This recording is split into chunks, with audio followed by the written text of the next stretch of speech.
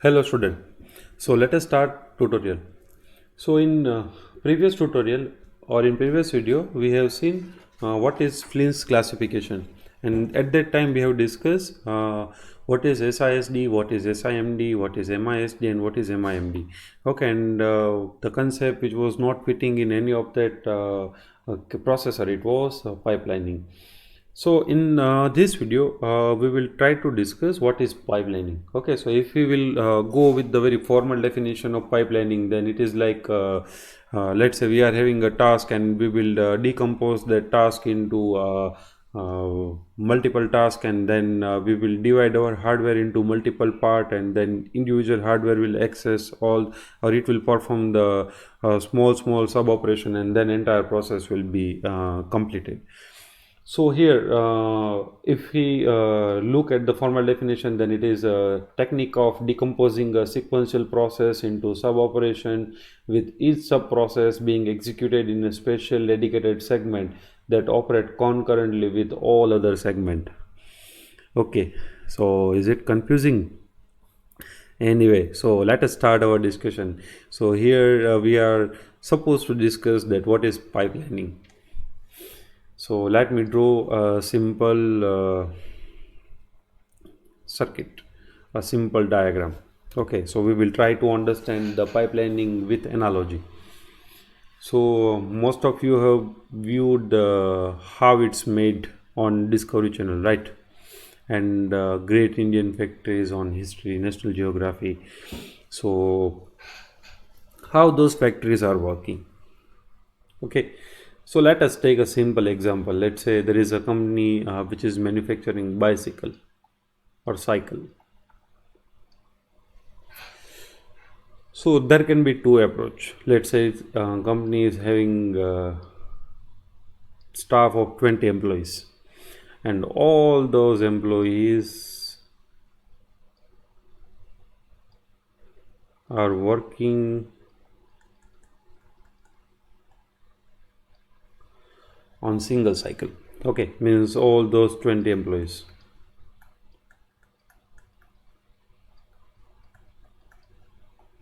Clear? So we'll try to understand this with analogy so you can have a better idea. Now all employee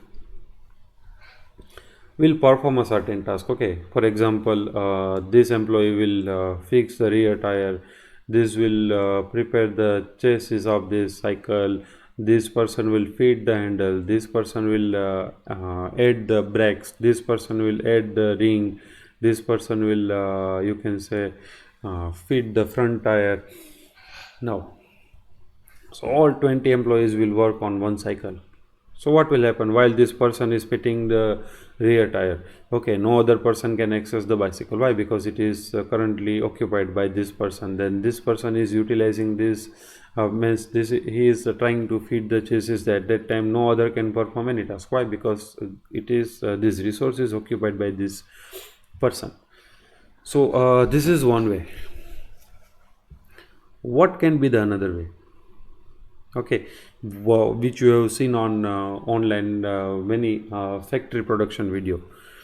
So there you have seen that entire assembling process will be divided into small part. Okay, then first person will, means this person will fill the, or it will attach the rear tire.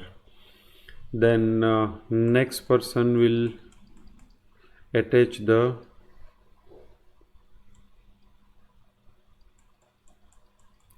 front tire. Then third person will attach the, you can say, chassis of cycle. Fourth person will attach the, you can say, bell. Okay, and fifth person will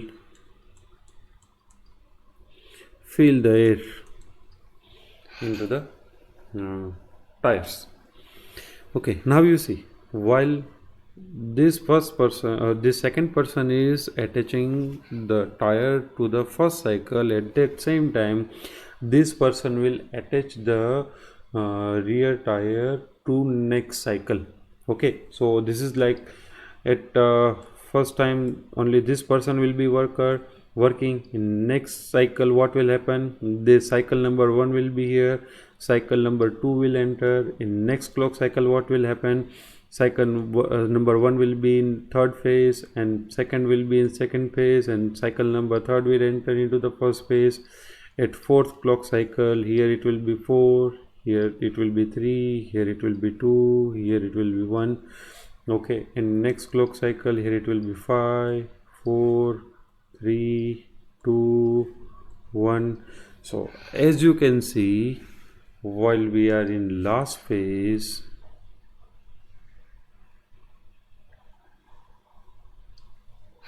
how many cycles are there in production? Total 5 cycles.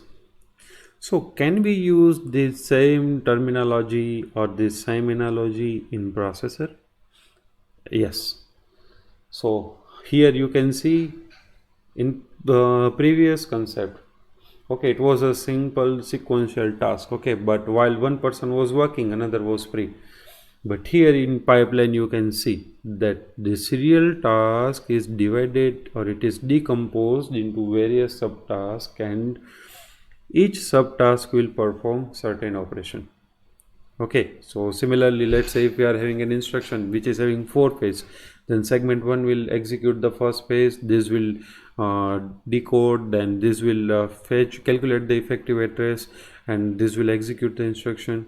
So at that time you can see while the instruction is being executed in segment 4, okay, then 3 more instruction will be there in different segment.